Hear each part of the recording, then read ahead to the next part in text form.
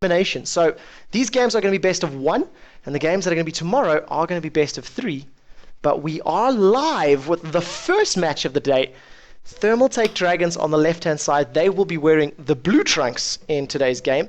And of course, they're taking on the hosts for the tournament, Fnatic.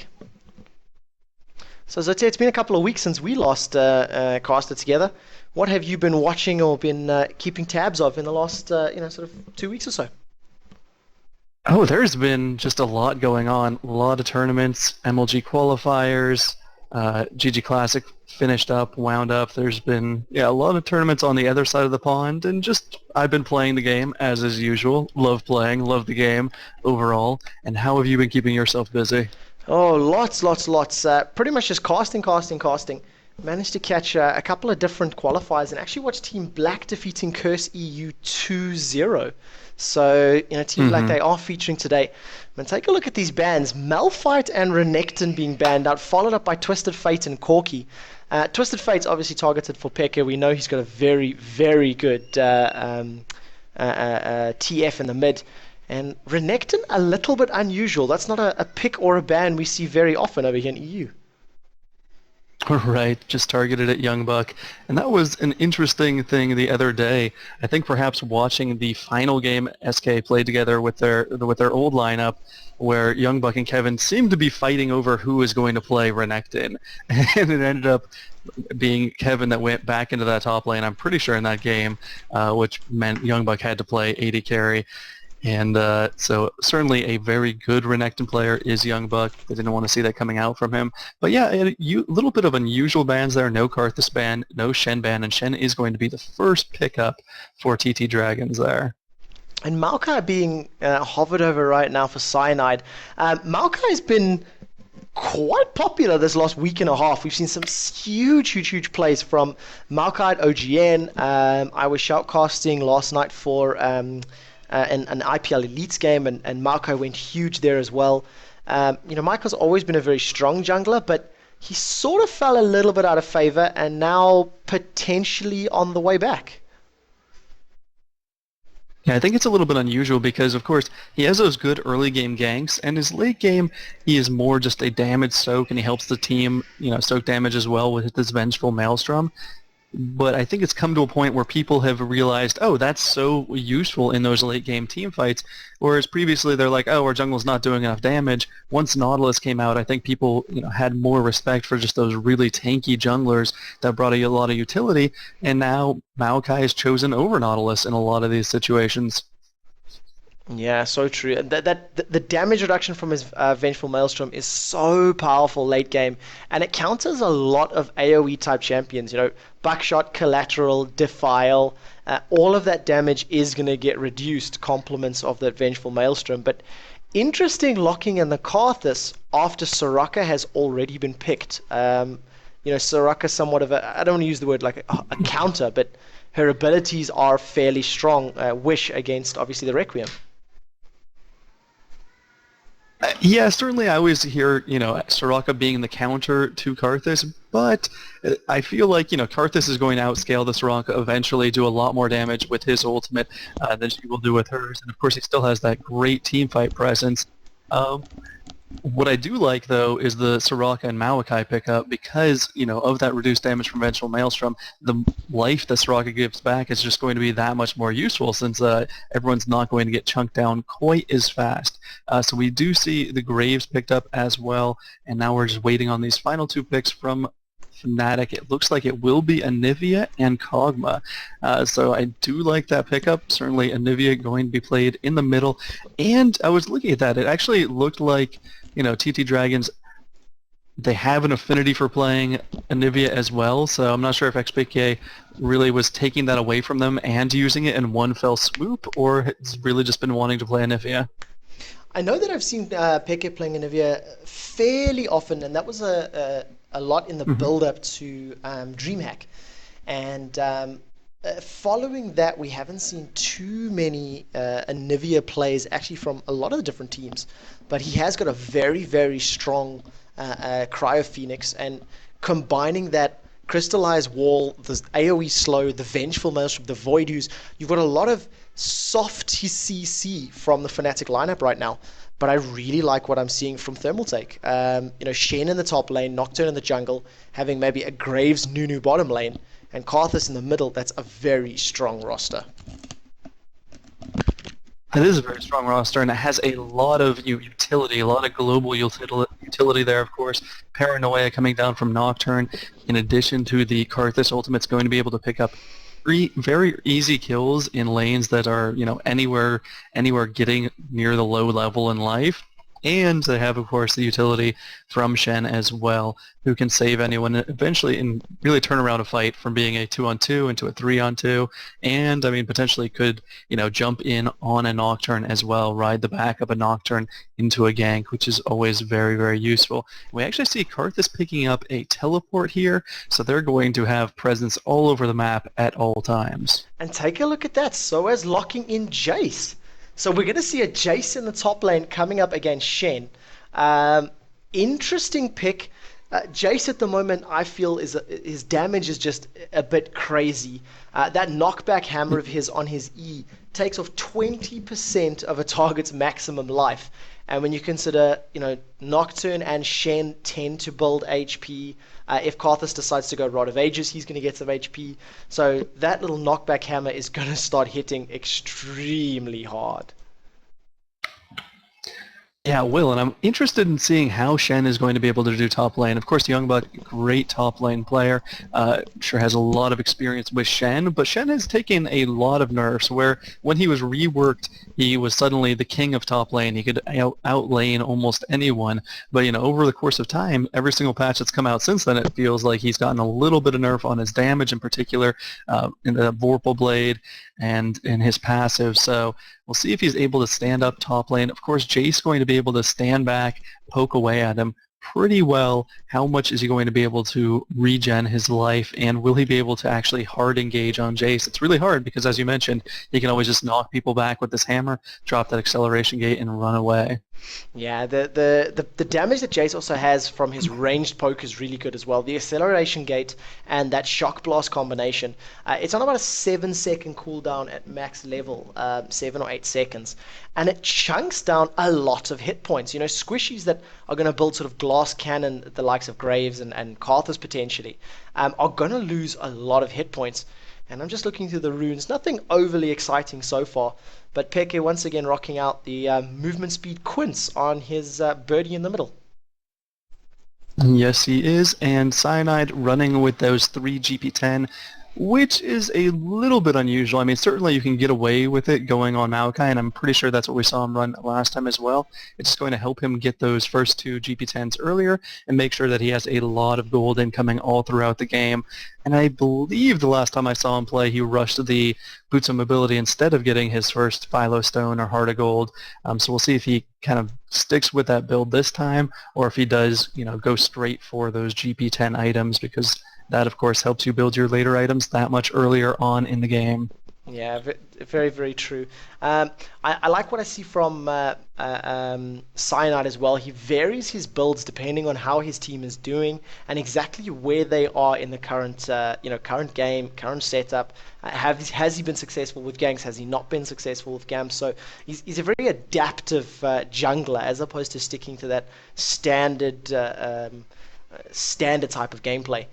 Nocturne, 18 armor penetration, 13% attack speed, and 13 armor. So I expect to see a lot of ganks coming out of Necroderp and that Paranoia Nocturne.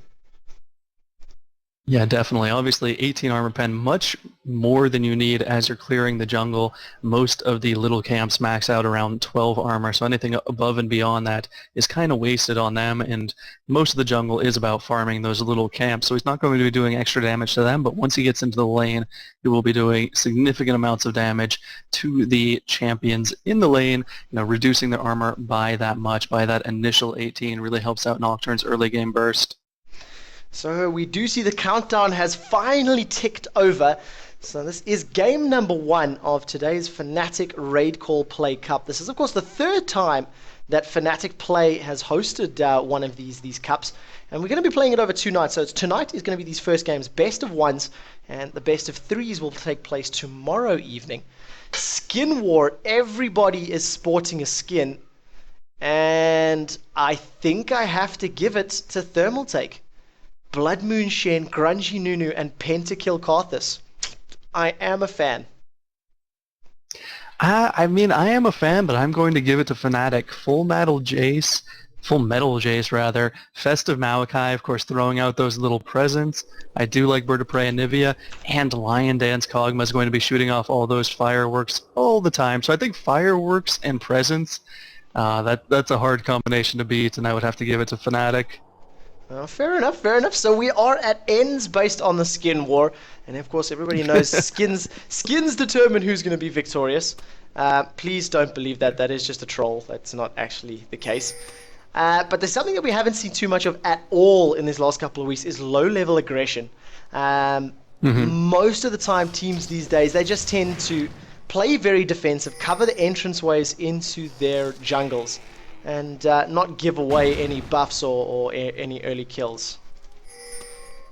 As I start to say that, though, it is interesting how it's kind of, I was kind of shifted out. I think this just might be a move to place down a ward as opposed to really be aggressive, and that's what we've seen as well. Not an invasion, just an invasion to put down a ward at the race so you can keep track of the enemy jungler. So instead of, really countering the enemy jungler and setting them behind, teams tend to like to just place wards down and keep track of the junglers. So that is what has been done on this game, or what we saw from the Thermal Take Dragons.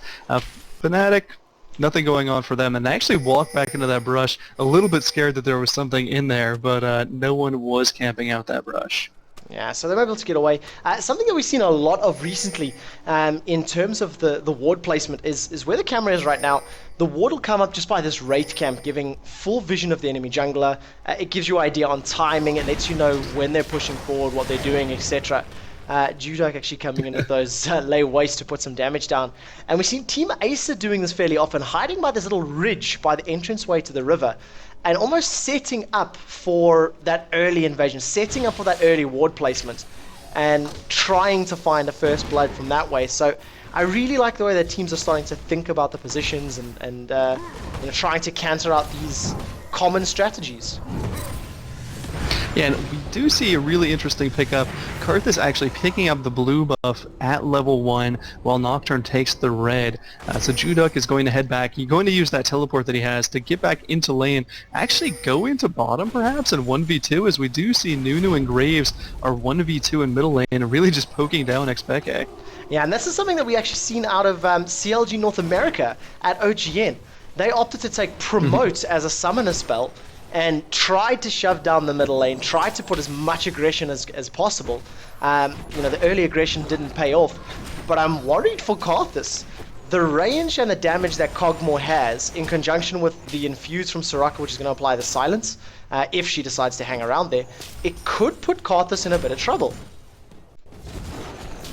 Yeah, looks like there is some aggression top lane as Nocturne is going down on top of Soaz. Really nicely done. Jukes into the bush, pulls both of the champions down towards him. Now Negative is the one that's in trouble. Cyanide and Soaz have rejoined this fight. To the skies gets used by Soaz. He manages to go forward. Cyanide actually flashes into the arcane smash, is trying to find the damage. Down to 40 hit points. First blood is going to go to Cyanide. Then we see another To the skies coming out. Young Buck is now the one that's in trouble. So low on hit points. Soaz is going to be able to swap out to that last form. 200 hit points. Goes down to 5. Is going to give up the kill. So 2-1 in terms of Fnatic, but Maokai with a very early lead. Soaz mad at those creeps, and for a good reason. See middle, a lot of aggression. Soraka did make her way middle, so it is going to be a 2-on-2.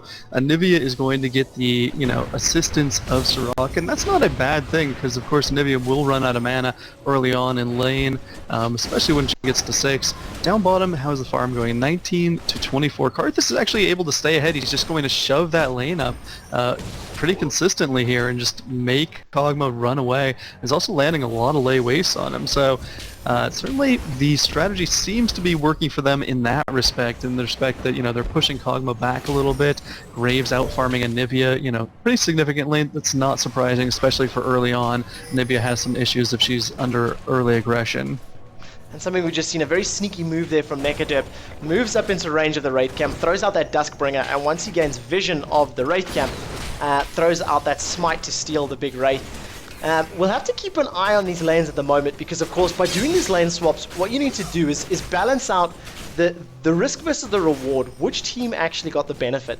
Is Anivia going to be able to outfarm Karthus, and is Graves going to be able to outfarm Kog'Maw? That is where the question is going to come down to.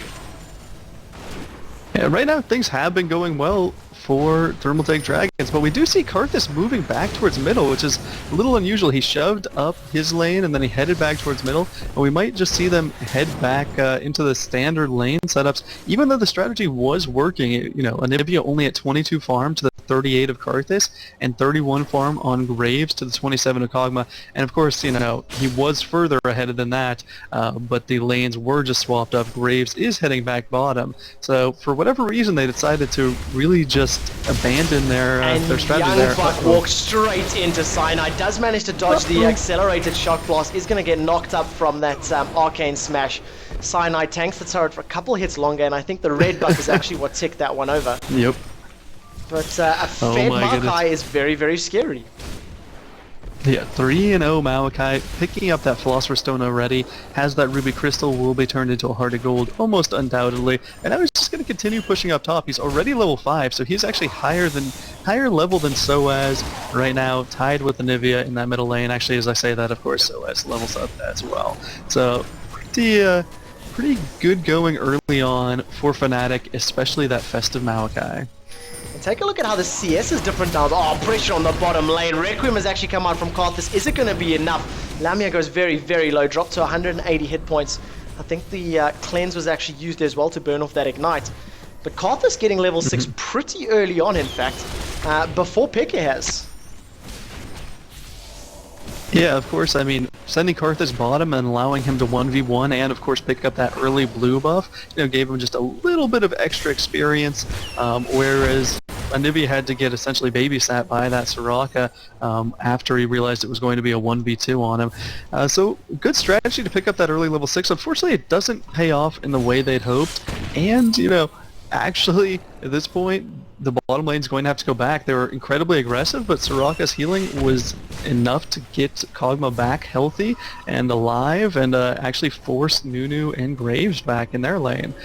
So, yeah, I'm really, I was really excited to see that lane swapping early on, and I'm kind of disappointed that they abandoned it because it looked like it was working out.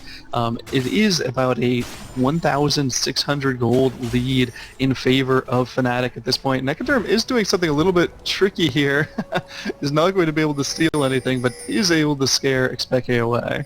Peke is very low on health, is going to land a very nice Flash Frost. Now the Wall of Pain comes out from Karthus. That's so much damage from that layer waste. Peke goes to less than 50 hit points, manages to survive somehow, but as we know that the Requiem was actually used a couple moments ago, still 100 seconds on that cooldown. Peke is able to walk away without getting egged. But pretty decent play from Judak and NekaDerp at the moment. A little bit of an aggressive invade and a little unlucky not to be able to egg Anivia in that situation. Alright, now they're just pushing down on middle, trying to get themselves an early advantage, but unfortunately Karthus ran out of mana there. He's going to have to head on back. We'll probably pick up this blue buff for himself soon here. And now you have Shen, that's, Young Buck on Shen hanging out top lane, but he can, start being a presence all over the map. What he has to be worried about is his lane just getting pushed down really, really fast, and we do see Soaz kind of pushing it down. 50 farm on Soaz to the 34 on Shen. 16 farm, initially doesn't look like all that much, but at this level of play it is. Like, that is, more gold than a kill essentially. So he has been able to do a really great job up top, and that's in large part thanks to Maokai as well. And then, of course, on top of that, he does have 3 assists to his name as well. So currently nearly around 2,800 gold. His lane counterpart only 2,200. So if he can continue the pressure and continue to control that lane, it is going to bode well. But of course, the longer the game goes, the more effective Shen is going to be. If you give him the time to farm and generate that gold, he's going to be a difficult champion to deal with. And the great thing about Chase is how much range he can farm from safely. Just puts down the acceleration gate, throws out that shock blast, and just takes out all 3 of the ranged minions really easily. So that is nice. We do see a flash aggression down bottom. Coming out, are we going to see the Absolute Zero coming out? Not level 6 just yet, so Brooklyn opting to use all those summoner spells, but not even having an ultimate to back it up. You know, they've pushed Lamia out of the lane. Yeah, fair enough for a small duration of time, but Soraka's just going to be able to heal that up. And in relatively quick time, I mean, Cyanide is now set up. Here comes the flash. There goes the arcane smash, as well as the Twisted Advantage. Finally, Brooklyn has his ultimate up. Requiem is going to come down from Karthus. Ooh. That Shen teleport in really helped him out. And now Graves does have rev buff, and a teleport is coming down as well. Oh. Did I lose you quick? I don't know exactly what is happening here, but they're continuing on. Do pick up that kill on Kog'Maw, and now Nectar jumps in on Anivia with that paranoia. Flash is followed by a flash. Expectpay puts down the wall, is able to get away. So really stellar use of Crystallized and the ultimate there to get away. But this will likely turn into a quick dragon. Alright, am I back by any chance, Sotere? You are back. I don't know what happened there, but everything seems to be golden. I'm not sure if I was leaving you or you were leaving me or what was going on, but we did see a pretty good play coming down from the TT.Dragons there. 3-4 now. They did pick up that dragon and are only down about 700 gold. Alright, so a nice turnaround, really good counter gank. That teleport's really helping them out, in fact. I didn't actually see, it was Stand United that was actually used then, and then followed up with the Karthus teleport. I think the problem was my headphone battery died. And you see Soaz going onto Judak in this middle lane, taking a lot of damage from those lay wastes, and the Defile is going to be able to get away relatively easily. But that's just completely tied this game back up. That early advantage that Fnatic are able to build up has now just been completely removed. And now take a look, oh, there comes the aggression, swaps into that hammer form, is going to land to the skies, follows that up with the thundering blow. And just that last little tick of damage from Peke will be able to pick up the last hit and kill. Right. I think he might have gone down to the Ignite as well, but, you know, the kill secured by Xpeke, making sure to get the in on that, making sure to get at least an assist, does pick up the kill. So as soon as we're mentioning how Fnatic, you know, it's almost lost their early little bit of a lead, they do come back, and it looks like they're going to push down this mid turret, do a lot of damage on it. I would be surprised if they actually don't take it at this point. Take a look at Kog'Maw and Graves at the moment. Graves, 700 gold ahead, double Dorans and a BF sword, as opposed to the triple Dorans and the Berserker's Greaves. So, you know, Kog'Maw going to be relying on that Bioarcane barrage damage a little bit more than the burst that Graves is going to be putting down. And he has that red buff as well in the bottom lane. He does, and we've seen a lot of aggression coming down from that bottom lane, but it hasn't really amounted to kills on Kog'Maw, except when they sent all 4 people. I guess actually almost all 5 people down there. Nocturne was a little bit late to the party, did end up just going towards the middle.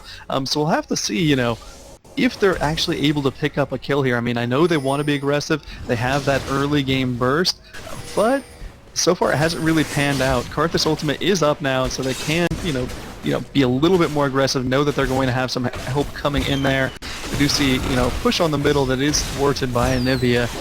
Take a look at the bottom lane. There goes the Absolute Zero. Requiem's going out. Requiem is actually going to kill Lamia. Now they've turned their attention over to Felox. Ignite is down. Youngbuck is chasing as hard as he can. Vorpal Blade is going to pick up the final hit. And with that little two quick kills rather, that is going to tie up the kill score. But Fnatic are still 2,000 gold ahead. Right, they're 2,000 gold thanks to the 2 turrets they have at the present moment.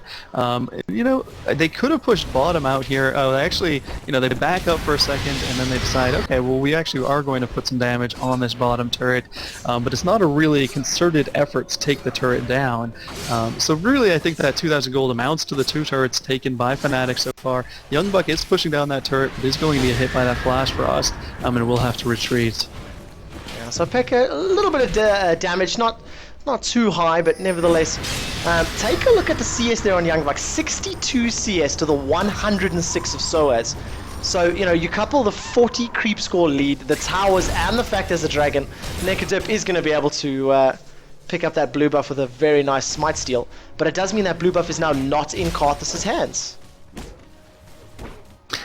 Yeah, I mean, things are going pretty well for Fnatic, but it's still a very, very close game. Once we see, you know, the Dragons take down, TT.Dragons rather, take down these turrets, you know, they could even it up very, very fast. They just haven't been focused on the Dragons, whereas Fnatic seems to be like, okay, well, let's get our early advantage. Let's take down all these turrets we can. And we see a very aggressive push down middle or down bottom now as well. Flash Frost comes out from Peke, so that's going to lock Nunu up at the very least. A flash into Shadow Dash Taunt. Youngbuck is going to lock Lamia for a few seconds, but he's going to be able to just say, you know what, I'm fine. And a beautiful Flash Frost into Frostbite there from Peke is going to lock Youngbuck up as he's walking. So really good prediction shot on that skill shot ability. And now all of a sudden, TT.Dragons are the ones that are on the back, but we see that both Maokai and Jace coming in from the jungle area up on the top. Karthus may run into some trouble, so let's see, actually watch that one. Karthus is going to go down to both Soaz and Cyanide. Ignite is ticking away. In fact, he's dropped to 100 hit points, down to 56.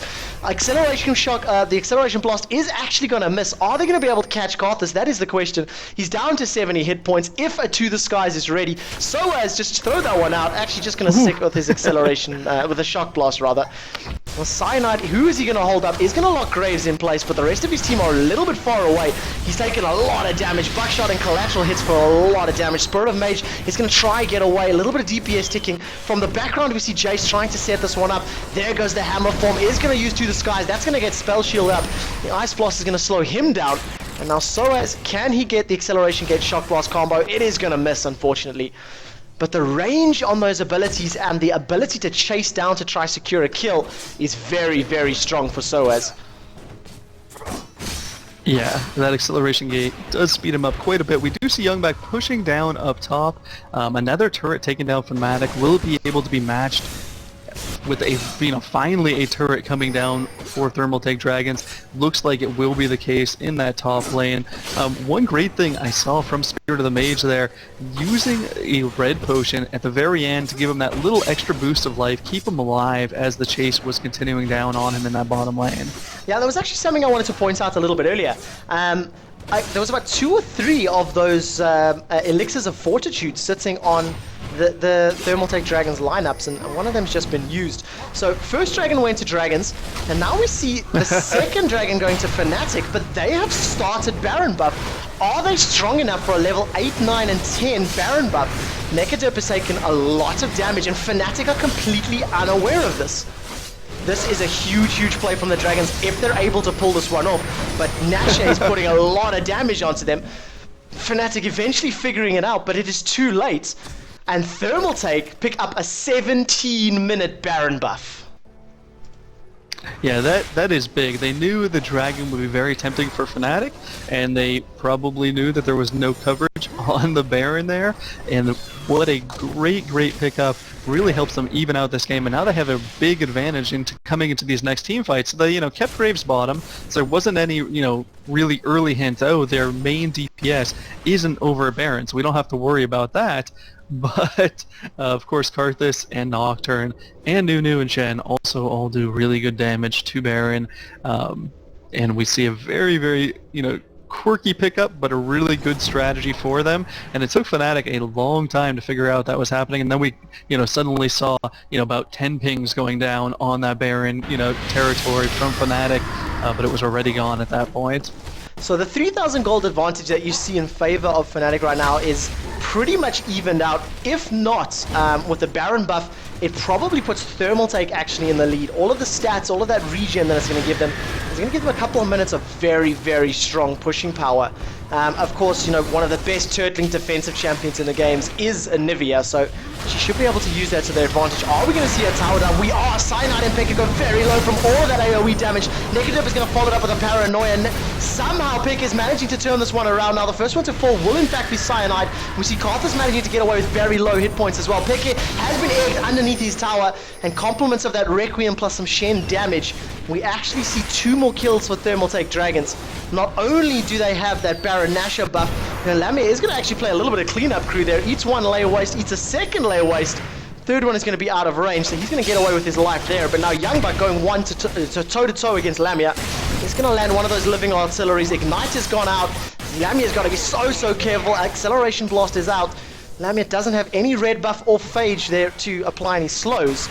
And Shen, that slow start that he has just been completely balanced out. 4 kills, 2 assists. And, 4 kills, 2 deaths, 4 assists. 94 CS, those GP10s, Baron buff, Thermal Take are looking really good right now. Yeah, I mean, they're looking really good. They just picked up a fight 4-1, obviously diving 2 towers deep. But incidentally, they didn't even pick up the turret. So mid turret's still there for the present moment. Will be defended by Cyanide and Phalux. So a really great job on their part. They saw Soaz was still top lane. They knew they had the man advantage. They had Shen down bottom. Able to jump into the battle, did jump in, did save Spirit of Mage's life, and really a great showing. The only disadvantage, of course, is Karthus now doesn't have the Baron buff on him, and they really, aren't in a great position where they can dive again. They don't have Karthus ultimate, they don't have Shen ultimate, so they've kind of been reset, and they did pick up a lot of kills, which has certainly helped them out. The gold margin has been narrowed to less than 2,000.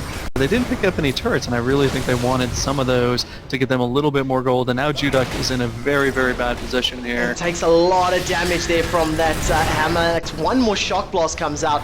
That Wit's End and pickaxe damage, combination of the acceleration gate plus the shock blast, and then of course to the skies and that staggering blow. Karthus simply does not have the survivability to deal with the burst damage that Jace is able to put down in conjunction with that Flash Frost Frostbite damage that Peck is able to put down with Anivia. And it's interesting coming from Soaz. I've actually seen a lot of Jace's run the Trinity Force build instead of the pickup of a Wit's End. Wit's End, of course, a great item for the lane, but will it outmatch the damage of a Trinity Force as it gets into later? We'll see, and I'm interested in seeing what the next pickup of that, what the pickaxe is going to turn into, essentially. Could be a number of things. Could be going into a Gunblade. Could simply just getting a Last Whisper, but I wouldn't think that would be the route to go, especially this early on. So time will tell as to what he's going to build. Do you have any ideas on that, Quick Shot? I tend to think it's going to be a Last Whisper, and my only reason for saying that is we've seen Jace played a couple of times last night for the IPL Elites, and we actually seen him being played as an AD carry in the bottom lane, opening up with Brutalizer as the first item, following into a Phage into a Last Whisper. That acceleration gate, let's actually look at the numbers really now. 280 plus 102, so call it 400 damage at base, plus 40% if it goes through acceleration gate. So you're talking, 550, 560 damage. And of course, if you pick up the armor penetration, more of that is going to get through, and it's like a 6 or 7 second cooldown. Yeah, I mean, that certainly makes sense. Certainly gives you a lot of poke presence. And, with Anivia on your side as well, you really have a great, tower defense team and, tower attack team. It looks like this middle turret finally is going to go down. They are able to take it, TT.Dragons, that is. And now the gold lead, 1,000 in favor of Fnatic at this point. I think in large part due to the farm. Wow. Anivia has been able to pick up 195 farm. Xpeke doing a great job compared to the 142 on Karthus. And of course, Karthus had a really big advantage early on, but Anivia just throws down her ultimate, throws a Frost out, throws that Glacial Storm, and, clears waves so incredibly fast, has been able to catch up and surpass the farm of Karthus really quick here. And now we see Graves. Graves is pretty well fed. He does have 2,200 gold, which means he should have his Infinity Edge ready to buy. Does pick that up. But it looks like they're going to give up a dragon, completely uncontested here. They certainly knew the timing on it because they exchanged the dragon for Baron earlier. They had the ward on it, but they just weren't in position to challenge it. So a free dragon pickup from Fnatic, which, I mean, certainly, it's not huge at this point in the game, but a dragon at any point in the game is, the equivalent of a couple kills, so you don't want to just be giving those away for no reason. Unfortunately for TT.Dragons, not in a position where they could counter that. Yeah, so it's going to keep Fnatic a little bit in the lead, But it's not kills, it's not gold that wins you games, it's the Nexus. First team to destroy that Nexus is the team that is going to be declared the victors. And right now, the Dragons are looking very strong. Their decision-making has been good. You know, they forced down a Baron very early on, which should be respawning within the next 60 seconds or so, unless my math is terrible. It's every 7 minutes, if I remember correctly. That is correct. Yeah, so there we go. Look at that. Brook Lee caught in with a very nice crystallized wall. Is forced to pop that flash, so it does mean that Nunu is without a flash for the next couple of minutes, and this is the power that we see of Shen. Take a look at Shen in the bottom lane. He's going to be split pushing. He has Stand United available, and if they want to pick this fight, he's going to be able to just join whenever he wants to. The flash goes forward. That's going to land onto Judak. Bioarcane Barrage from Lamia in the background. Crystallized Wall actually locks out members of Fnatic, so that means Peke has removed his team from this fight. That costs Cyanide a death. Now we see the Stand United followed up with a great taunt. Locks up 3 members of Fnatic. That just allows Graves all the time in the world to pick up those kills. Requiem goes out from Karthus, and that picks up yet another kill. And now Soaz doing his best to get away, actually putting a lot of damage onto Nox, and he is forced out of the fight. If Soaz is able to get to the skies available, he may actually be able to pick up a kill. Knocks at least one more person back with that staggering blow before going down himself. But crystallized from Peke. He cost his team that fight. He locked them out of the ability to do more. I mean, yeah, certainly was not the best placed wall. I mean, it's not, you know, it's not certain the fight would have gone well for them regardless, but certainly that wall was, you know, ill-placed. It was in a position that you really want, you know, a wall to be, but you want to catch, you know, a prime target on your side of the wall as opposed to, you know, blocking off Cyanide completely. So that was not a prime example of how to use Crystallize, a little bit of a mistake there. And it did really cost them, and now we actually see, you know, Xpeke not going back, so this could actually turn into a Baron as well. It looks like they saw that he hadn't gone back.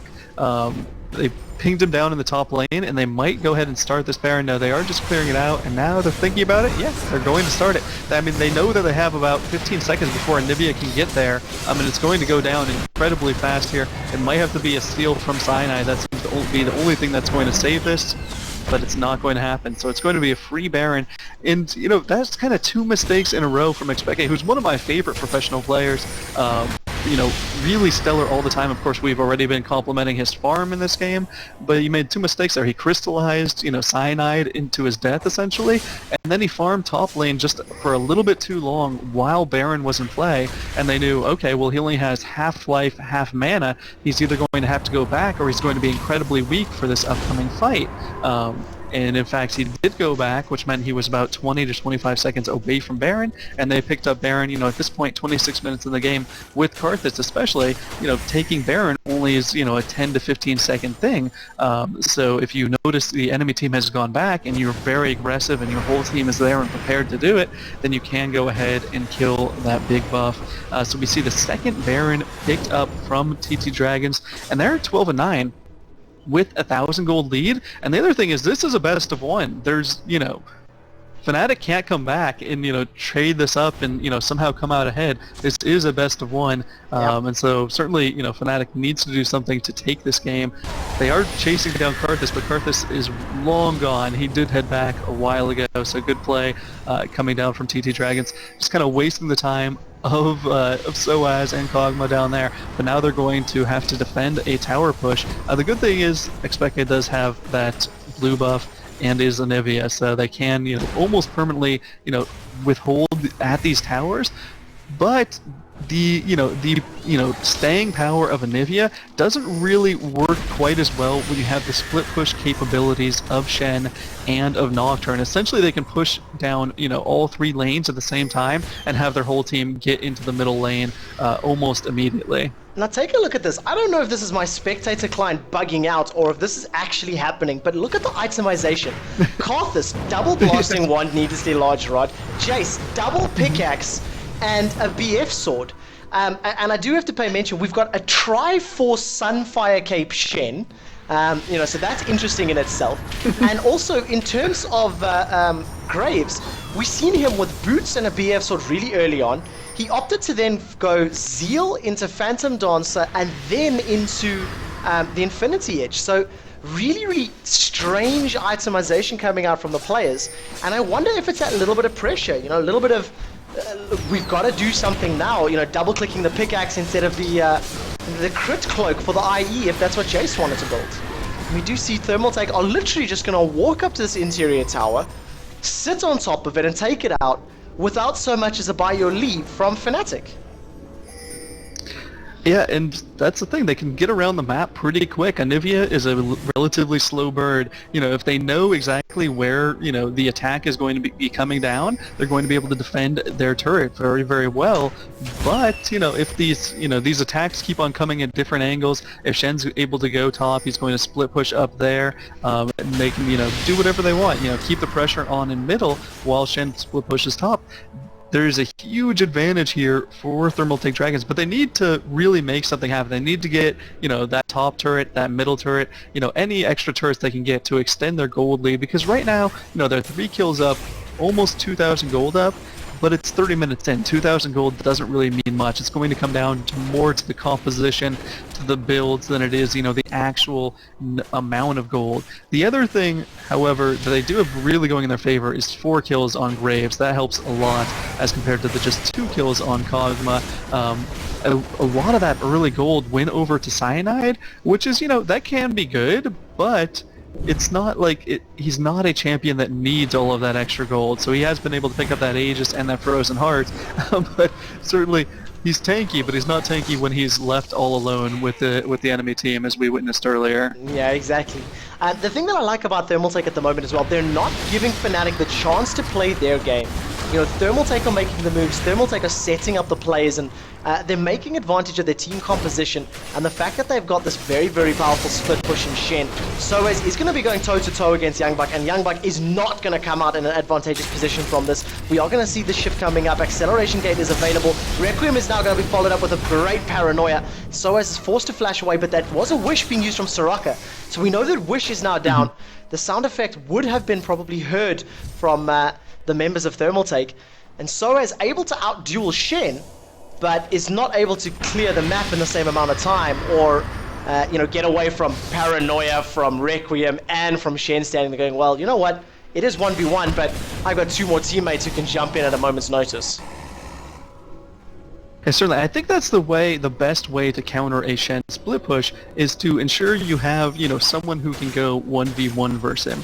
And we do see, you know, the Infinity Edge has been picked up on Soaz. Looks like he will now build a Last Whisper. So going a really aggressive build, I like that. Obviously, you know, it's going to allow him to fight 1v1 versus Shen, but will it allow him to, you know, survive in the team fights? I think that's the important part here. At the present moment, he probably does, you know, comparable or more damage. He should be doing, you know, significantly more damage than Kog'Maw. Has that Wit's End built up and that Infinity Edge as compared to the BF Sword, Phantom Dancer, Pickaxe from Kog'Maw. No Infinity Edge there yet, but that will be coming relatively shortly. Let's see how much gold does he have in the bank. 942.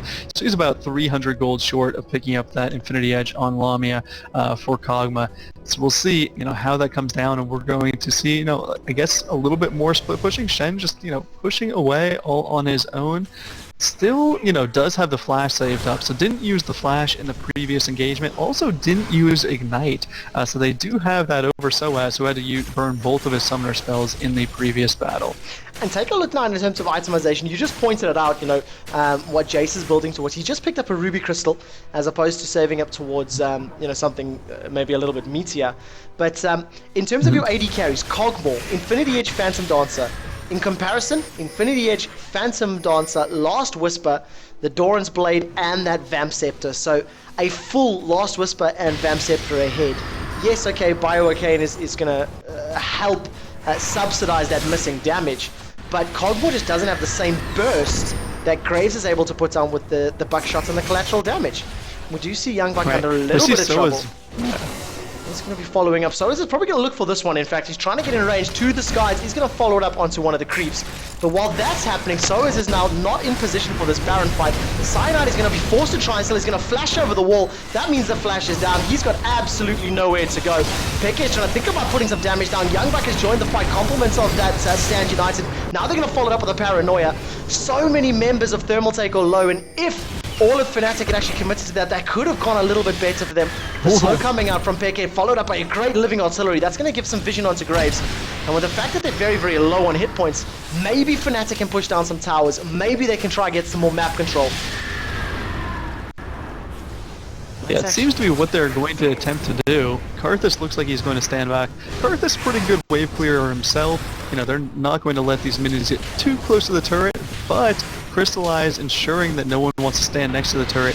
It looks like everyone's going to back off. So, you know, they lose Baron, but then they immediately turn around and do take a turret. So that's a pretty good showing from them. And now they're going to use that acceleration gate to run away. That acceleration gate is so useful. It's like another Reverie, but it's on about a 7-second cooldown. Yeah, and something that makes it even more powerful, when you actually see the Reverie into the acceleration gate, teams motor across the battlefield. We actually don't see a Reverie from Fnatic right now. They are relying on that Shurelias quite extensively. But I really like the item pickup from Nocturne. Yeah, he's just finished his Randian's Omen. And when you consider that both Cogmore and Jace are auto attackers, that is going to be very, very powerful for his team. Yeah, and for the past couple of fights, we've seen him focusing on Cogma, although in the last fight, of course, you know, Jace wasn't even around. I love the Randuin's pickup on Nocturne, as you mentioned, because he can jump on in there and then just proc it immediately and really slow down the attack speed of the opposition. We do see they're not going to be able to get very close to this turret, but one thing they do have going for them is Expeke does not have blue buff. So eventually his wave clearing power is going to peter out, especially if he keeps throwing all those flash frosts down. You know, tries to be aggressive and harass. Oh, there we go. And Judak just completely baiting out Soaz. Teleports up, takes a lot of damage. It was immediately followed up with a paranoia dive coming from Nocturne, but now we see Youngbuck. He's joined the fight in the back. He's going to get caught up with that crystallized wall. Absolute Zero gets used by Brook Lee, but to no avail, so it ends up being a 1-for-1 trade. But I liked what I seen out of Judak. He put himself in a position where he knew Soaz was going to, you know, fight. He knew Soaz was going to stand on top of that battle. Unfortunately, Youngbuck not getting the stand united in time to save his life, but at least the very least, the Nocturne was able to pick up that counter kill onto Soaz. Yeah, a little bit confused as to why he wasn't saved. Perhaps just a mistake, or perhaps they didn't want to use the Stand United, because of course, if you don't have the Stand United, you give up a lot of split pushing power. So it might have been a concerted, you know, agreement. Okay, we're not going to use it here. But it also could have just been a mistake not to save him. We do see them, you know, ending up getting a turret from that, so that's great, but, you know, every time they get Baron, they tend to just get that one turret.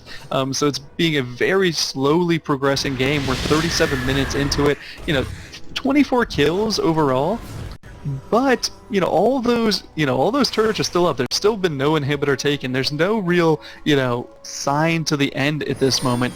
It's going to be really hard. Yeah, now they have the split push potential for these arrow turrets where they can, you know, push one down and then rush to the other, and that's been working out for the Thermal Dragons. But once they get to the base, once there's only those 3 base turrets left, they're actually either going to need to, you know, fight on those turrets or pick someone off outside of them and make something happen, because of course there's not really as much of an ability to split push when the territory is so close, and we are going to see this blue buff go to Expeke. Probably really happy about that, as he was running low on that mana.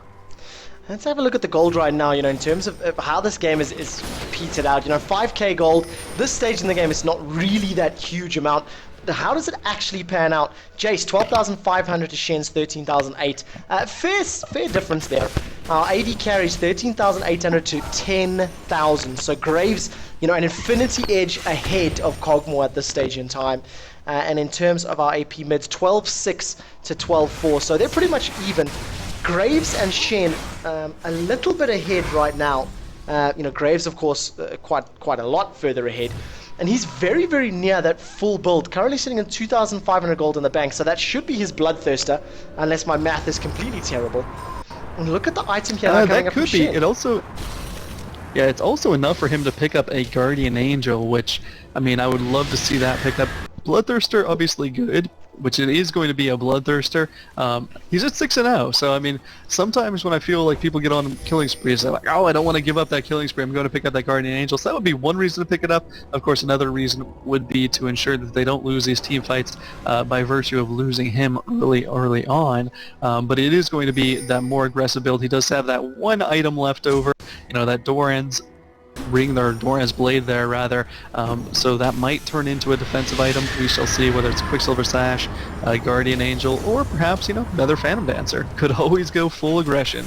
I think Guardian Angel would probably be the best bet for Spirits of Mage right now, and that's purely because if you look at the composition, Jace and Cogmore dealing a lot of physical damage. Admittedly, they both have magic damage components to their DPS, but I think that might be the smartest. Mitigate a lot of those auto attacks, or at least reduce the auto attacks to a more manageable size, and then look at maybe the 6th item being another Phantom Dancer, or oh no, actually the boots, maybe selling that for another Phantom Dancer.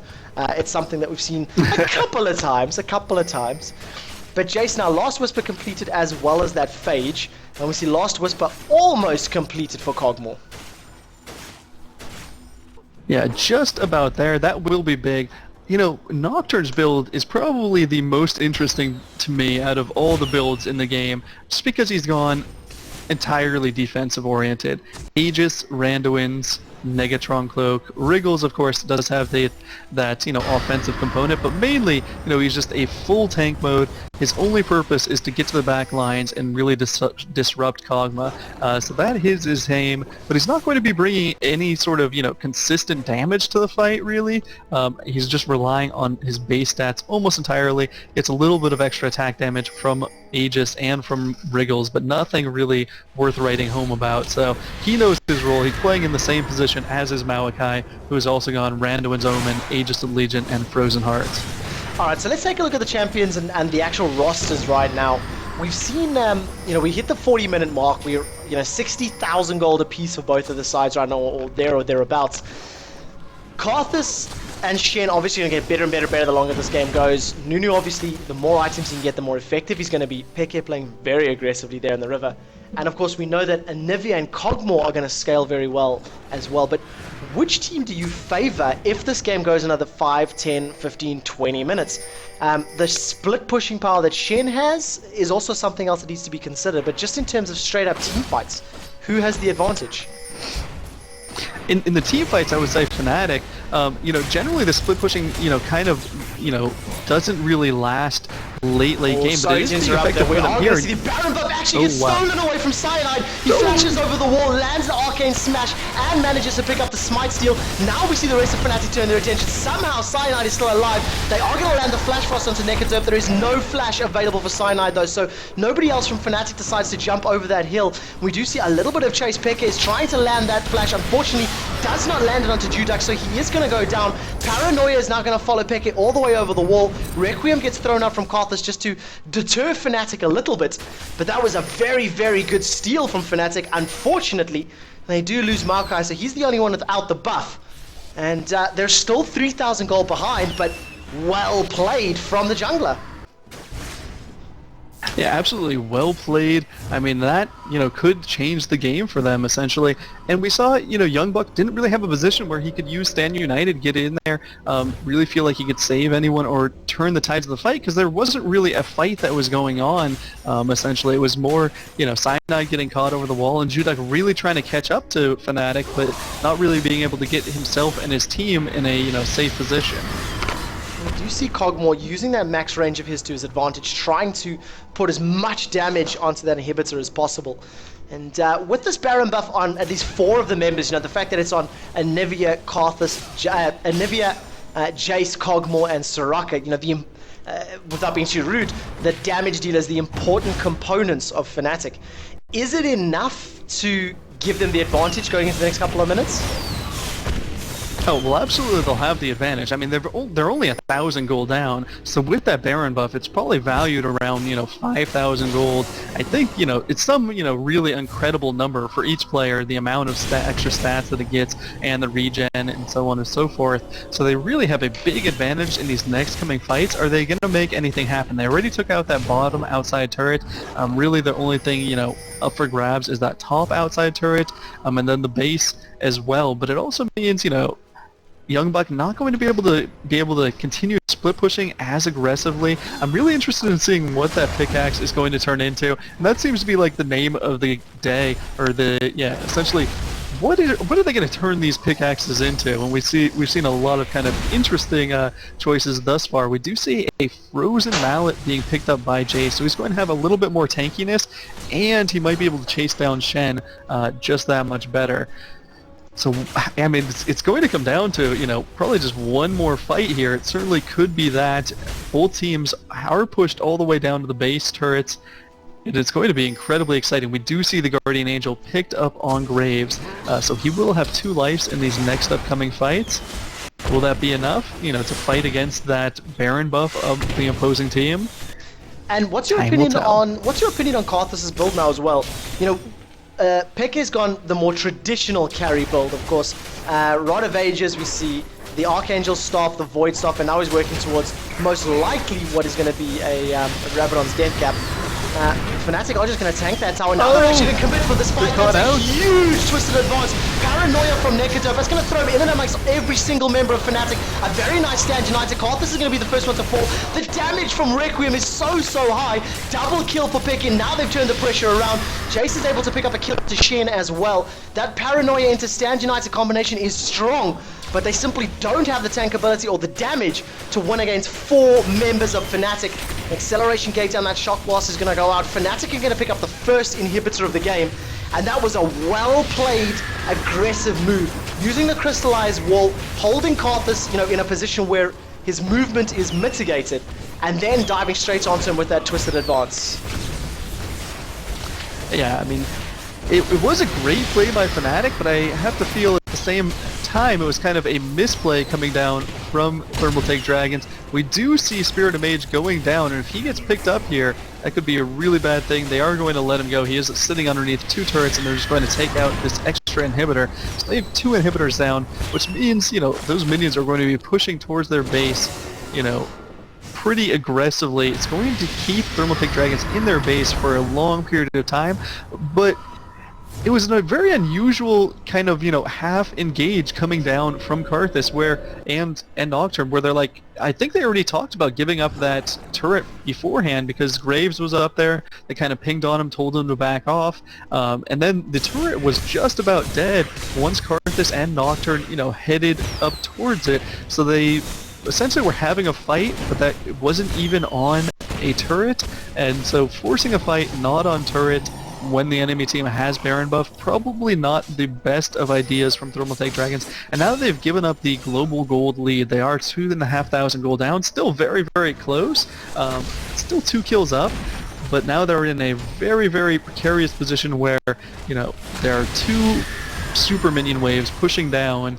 at all times for the next 5 or so minutes, and that is going to be very, very hard for them to get out of their base. It's going to be hard for them to challenge these upcoming Barons, and Fnatic can really just take control of the map. And look at the damage Peck is able to put down with the Young Buck. Lot. I mean, just the Flash Frost, a couple ticks of the ultimate, and I think it's the Frostbite, if I recall correctly, chunks half of his hit points away.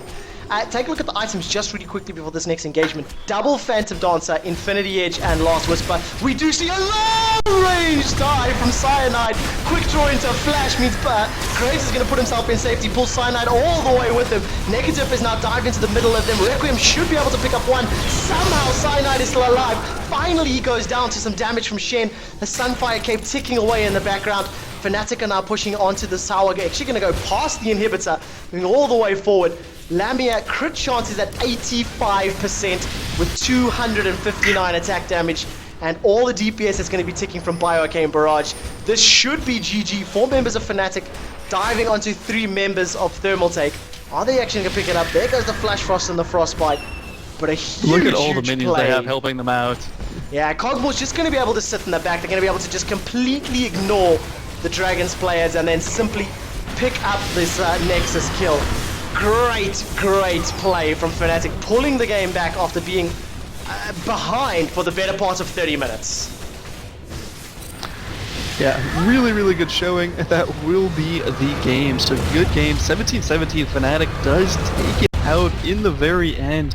And man, that just shows you the tanking capacity of that Maokai. Very, very crazy. And incidentally, didn't actually build that much magic resistance, so perhaps if Karthus had focused him a little bit more, done a little bit more damage to him, would have done, come out ahead in those battles. Maokai only 135 farm, but just making so much money from those GP10 items, picking up Frozen Heart, Thornmail, Randuin's, Aegis, and another chainmail vest, which essentially meant he dove incredibly far because he got quick drawed back and flashed out of that twisted advance. So his twisted advance essentially went like 2,000 range, put him in a very, very precarious situation, but he was so tanky anyway, didn't even matter. So guys, that is game number 1 completed. We will be jumping into the next game, which is going to be Game Hoppers versus Team Black.